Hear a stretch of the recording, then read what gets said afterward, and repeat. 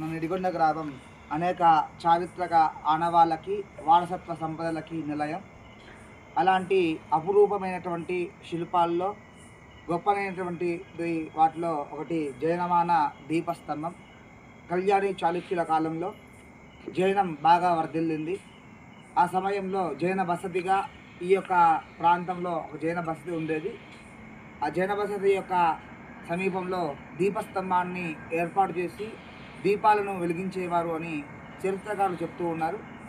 ఎన్నో సంవత్సరాల నుండి దీపాలు వెలిగించకుండా ఉన్నటువంటి దీపస్తంభాన్ని కార్తీక సోమవారం సందర్భంగా ఈరోజు ఇక్కడ ఉన్నటువంటి ప్రజలు, యువకులు, మహిళలతో కలిసి దీపారాధన కార్యక్రమాన్ని ఏర్పాటు చేయడం జరిగింది.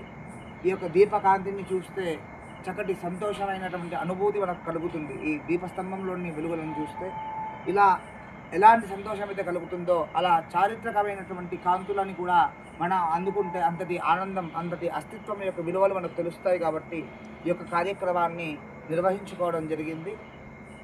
సహకరించినటువంటి అందరికీ కూడా ధన్యవాదాలు.